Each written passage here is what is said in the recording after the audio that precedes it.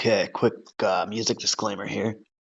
I do not own the rights to this music, which belongs to the rightful owner, who is the intoxicating mind of Dr. Frankenstein. So he made my intro and my outro, and I hope you guys enjoy. Check them out on Spotify and YouTube, and no copyright infringement is intended. Have a good day.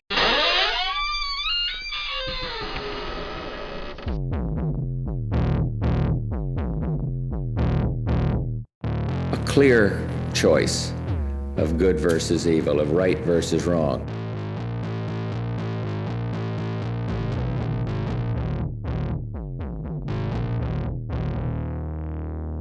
Twisted Tales. Now, as in the last episode, we talked about the $100,000 deal. So, Olson's wife received about a $10,000 payment. So these payments were made from a $100,000 trust fund. So this account was made up by police just to gain information from Olson for his crimes and the locations of the victims that he killed. Now, they also tossed in an extra lump sum of $30,000. So that was just for evidence that had concerned 4 other child slayings. Now, this money was paid to Mrs. Olson's solicitor and was to be held specifically in that trust fund.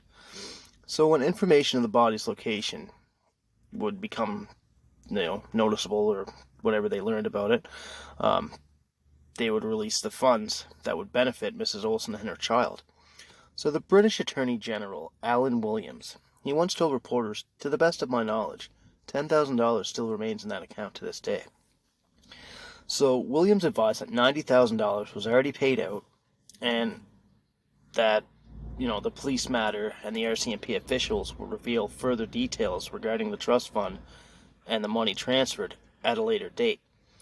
Now, the funds that had come from the federal government, Williams also agreed to the transaction of the funds, and he concluded that after finding the bodies, that would provide enough evidence needed to support murder charges against Olson. Now, these funds were pretty much just to ease the minds of the parents and, the families, right? So, the RCMP pretty much exhausted all of its resources on trying to find these bodies by themselves. So, they just had to make this deal with Olson to get it done and give the family some peace. I mean, even the Attorney General said he doesn't find practice of paying money to criminals for information, and should it ever occur again, he noted that he probably won't do it. So it was just noted that this situation was unique because it was pretty much just the largest murder issues that had happened in the country. Now, some people actually learned of the bargain with Olson after it was made. So they decided not to retract the deal because the federal government didn't interfere with RCMP investigations that were being conducted by a provincial jurisdiction. So even under the circumstances in this case, they were pretty fucking crazy, and they just allowed the payments to continue. So it would just be worth it to find out whether the children were dead, because some of the parents refused to believe that their children were dead. And so this policy sort of settled their case in the end, right? So it was just one of those damned if you do, damned if you don't things, right? And this was the only way deemed fitting to find the children's bodies, and this all led to them being found. I mean, Olson was just true to his word, and he took police to the bodies. He was taken in a car with 3 unarmed officers. One officer was handcuffed to him. The vehicle he was in was followed by 2 other vehicles, 2 cops in each car, armed with revolvers, rifles, and shotguns. So Olson was an escape artist in his early days, and police knew about this, so they kind of arranged like a police helicopter to make sure he wouldn't think of escaping. Over time, eventually this deal will be exposed to the media. It ended up on the front pages of the Vancouver Sun edition on January 14th, 1982. The headline read, "Olson deal greeted by disgust. The police didn't disclose the cash deal for fear of his right to a fair trial." This brought a lot of people into controversy, including the current Prime Minister of Canada. So a lot of folk didn't like that he was profiting off his crimes, and that he was just pretty much paid to indulge evidence to authorities. Now, Olson and his wife weren't really separated, so he would still be able to gain money, even though it was paid out to her. And if they were separated, it would just be a totally different story, as he wouldn't get anything. A policeman named Bruce Northrop admitted his only relief was that the killings had stopped, and no more children would die. Media asked him about the items found from the victims, and he wouldn't go into any detail.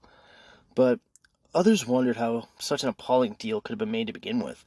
But the good news that was $100,000 could guarantee a first-degree murder conviction, and put a lot of the parents' minds at ease, and would end countless hours of manpower by police. So a day after he was charged with the death of Judy, he was actually granted a 2-hour visit with his wife and infant son. Now, Olson commented that he cried for both hours. And also in a 1982, this was February 5th, he wrote a letter to Genevieve Westcott. She was a CBC television reporter, and he gave reason as to why he pleaded guilty. So, the letter read, "I told my wife that I was responsible for the deaths of these children, and that I could not live with myself, nor have any peace of mind until I confessed what I had done, and give back the bodies to their families for a proper Christian burial." Now, Olson's wife told him that if he told police what he did, that he would pretty much be locked up for the rest of his life, and will probably be killed in jail. Realizing that he would never see his wife and kid again for the rest of his life, his wife told him, just do what's right, and that she'll always love him, and they'll be reunited in heaven. Now, my guess is that he did this sob story to protect some sort of image that he wanted to maintain, right? But truth be known, he was just a sick fucking piece of shit. So, he also boasted to, like, most inmates that, if I gave a shit about the parents, I wouldn't have killed the kid. So, I mean, that's pretty harsh shit to say. So, the guy's just kind of puts on, like, a mask to what he wants people to realize. But deep down, he just sucks at life. Now, just, like, before he was caught, it was pretty much, 81? Yeah. So, in less than 9 months, Olson pretty much killed 11 times. So, there were 4 other suspected victims as well that were not tried. Was Verna, Bajirki. She was 17 years old, reported missing from Hopewell and the Yale area. Pamela Darlington from Kamloops, BC. Monica Jack of Quilchena, BC. And Marnie Jameson of Gibsons, BC. Now, the fact that he killed both girls and boys totally threw off the cops' investigation at the time. Pretty much for like a hard loop, right? And they relied too heavy on the prior serial killer experiences because they assumed the cases weren't actually linked because of the different kind of ages and the sex of the children. Now, pedophiles that prey on children usually have no gender preference. Going forward, police would actually have to think outside the box and, learn not to go by what criminals have done previously. Things are always going to evolve, and they're always going to have new ways of murdering and doing shit, right? So we'll go on to January 11th to the 14th of 82. So Judge Harry McKay, that was Olson's trial judge, he said, "I have no words to describe the enormity of your crimes, the heartbreak, the anguish that you've caused so many people. No punishment given by a civilized country could even come close to being adequate. You should never be paroled for the remainder of your day, and would be foolhardy to let you out at large." Now, the trial ended up coming up to a quick conclusion about the 3rd day. Olson ended up changing his plea to guilty. So, many thought this just because he wanted it to be over. There were also tape recordings of him that made him look to be weak and a small individual, and not the powerful serial killer that the media claimed him to be. And some thought on that matter too, right? Now, Crown Prosecutor John Hall told reporters of the Vancouver Sun that this was the most bizarre and saddest case he's ever seen, stating Olson to be insane in the broad sense, but not in the legal sense, and that he is actually an adequate psychopath. I can't talk. And that he may have had some real feelings, but it's just all on the surface, and he doesn't have a conscience. Now, parents even wrote to the federal solicitor general that after Olson's incarceration, it read that we are suffering further injury at present from the knowledge that Olson has benefited financially from the murder of our children. Although this plea was backed up with about 100,000 signatures, it didn't make a difference to the family's plight. So they got even further outraged. November 16th, 1981, when the RCMP secretly flew Olson back to British Columbia. This was after an affidavit was filed in the BC court that Olson would provide whereabouts of more bodies, but they ended up coming back empty-handed. And he didn't do anything with that. He just dicked around and wasted a bunch of police time and resources. Roughly 3 years after Joan Olson, the money deal, all that shit went down, there was a bunch of stuff with the Supreme Court that they wanted to talk about the money deal again. So, no sympathy was shown to Joan or her infant child. The courtroom actually made fun of them, and the justice had to put an end to that and get control back of the courtroom because everybody was just belittling her. Even at one point, Joan said as she trembled, "It floors me that anyone would think that I would have anything to do with that, the killings," and she stated that she was glad it was over and the children were buried and at peace. As much peace as they could have been, they should have been alive. Fucking Olson. She also told court that she hated Olson, and her life has been a living hell of abuse and alcoholic beatings that he once always used to give her. He once held a knife to her throat, and she had no one to turn to, no family, anything. It was just them, and she just had to fucking deal with it. It's really sad in abusive relationships, right? Not all the comments were negative towards Olson from Joan. She said that he is a real charmer, he has a way with words, and stating how she can see how any woman could be attracted to him, and that maybe it was his brown eyes that drew a lot of people in. Justice Traynor had ruled that the Olsons return the $100,000 with interest, and along with some legal costs. So March 11th, the British Columbia court reversed Judge Traynor's decision. Eventually, the Supreme Court refused to listen to any more of the parents' appeal on this matter. So Joan and her kid could keep the money. She said, "I think it was given to me in good faith." Yeah, that's fucking bullshit. Good faith. The guy killed so many kids. And she also said she has no guilty conscience on the matter, and she can call herself a good person while she's looking in the mirror. When reporters asked how everything had been with her 3-year-old son, she said he knows who his father is from the TV. She explained to him that his dad was a bad person, he's in jail for the rest of his days, and they'll never see him again. So they both accepted that fact. Now, Mrs. Olson thought the money to be a gift. She didn't think of it as any blood money or anything like that, and it was going to be used to help her and her son. So, she said no amount of money could make up for her years of abuse from Clifford. She stated that she hasn't profited, that she's only surviving.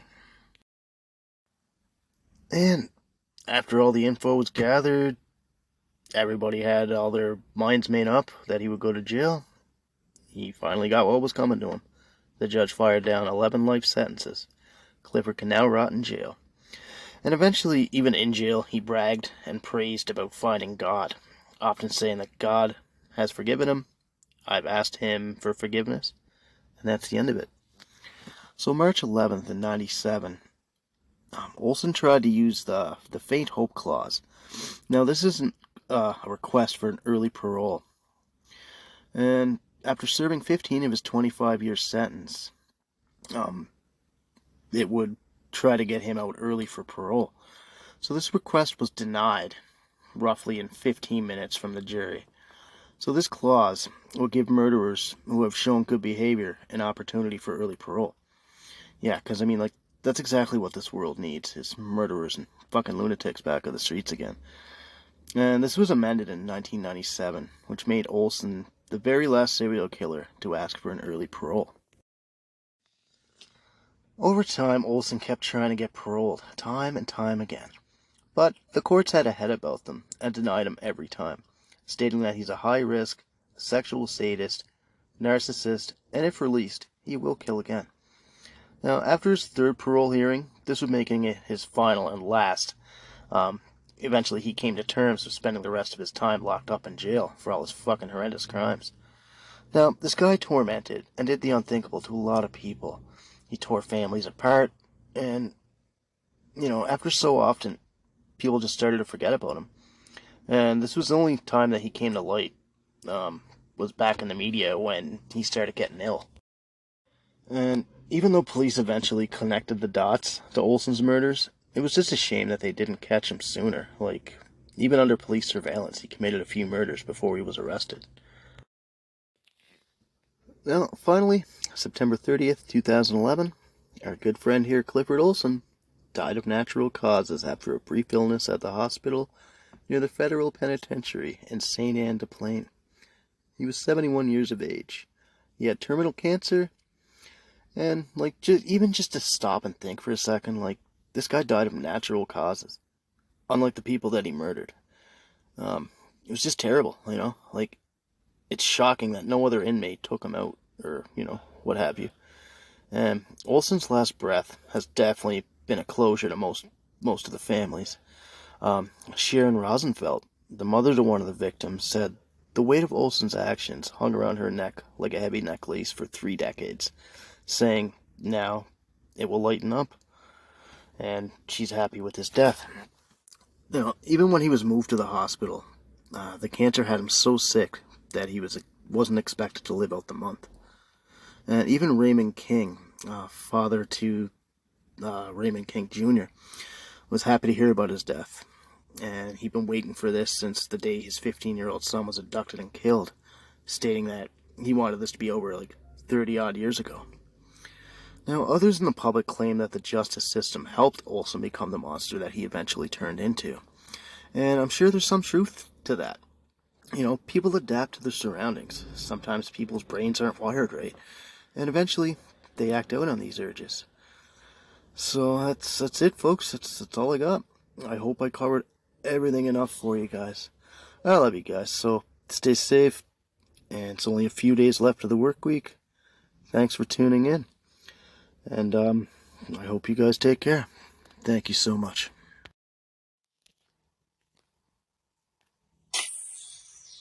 The Beast of British Columbia is dying. Clifford Olson was convicted of killing 11 children in the Lower Mainland in the early 1980s. Now, the families of those children have been told the notorious serial killer is on his deathbed. But as Leah Hendry reports, nothing will soothe their years of anguish and pain.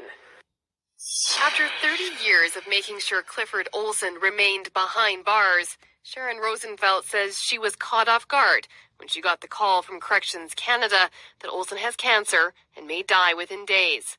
Her son, Darren Johnsrud, was killed by Olson in 1981. I don't know how to feel. I don't know. It's almost like sacrilegious if I feel, pleased that somebody is dying. When Rosenfeld was at Olson's parole hearing in December, she remembers him saying it would be his last. She didn't make much of it at the time. Now she wonders if he knew he was dying. My son summed it up. He said, Mama, he won't be able to hurt us again. After 30 years, he won't be able to hurt us. Dee Johnston's stepdaughter, Colleen Dagneau, was also one of Olson's victims. Johnston says Olson's death would bring some relief, but it doesn't erase the pain. It's been hell for the whole entire family. Her stepbrothers, me, her dad. We lost him 2 years later to alcohol poisoning. He couldn't deal with her death. Ray King's son, Ray King Jr., was 15 when he was murdered by Olson in 1981. King says Olson's death may finally give him a chance to heal. 17 years, he was popping up in the press about every 3 months, like clockwork.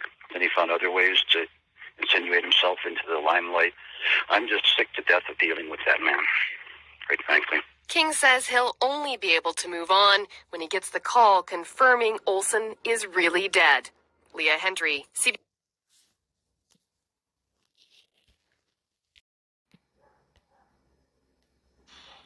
The heinous crimes of Clifford Olson changed the way that we live.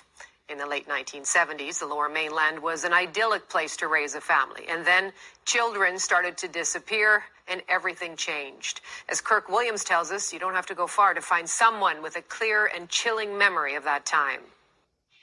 May Queen is Debbie Clifton.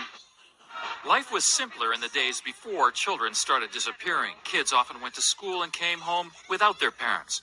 Clifford Olson changed that. Clifford Olson took away Vancouver's innocence in a huge way. Corrine was suddenly driven to school by her parents. After Clifford Olson, when bodies were being found, kids were being kidnapped, and it just changed the neighborhood radically. There was a palpable fear in the neighborhood. They found one of the boys in the bushes just down the street where we live. It's affected the way Jolie Rogers parents her kids today. She takes no chances. I don't want to scare them, but I just tell them don't talk to strangers and make sure you don't go with anybody. Or if you're lost, look for a mummy with a kid. Province columnist John Ferry co-authored a book on Olson. He says Olson not only changed the way we think about safety, he exposed major flaws in the way big cases were investigated. Olson, mocked the justice system and exploited it and showed its weaknesses and showed the poor coordination between the police forces. That allowed Olson to continue killing and avoid capture. Coordination among police forces in the Lower Mainland is better now, but not perfect. But police are assisted by a public that is aware, on the lookout for odd behavior. And the odds are lower because people are wiser and because there are mechanisms in place, including, child education, mechanisms in place that prevent this from happening. And even though stranger child abductions are extremely rare, parents remain vigilant because life in the post-Olson world is forever changed.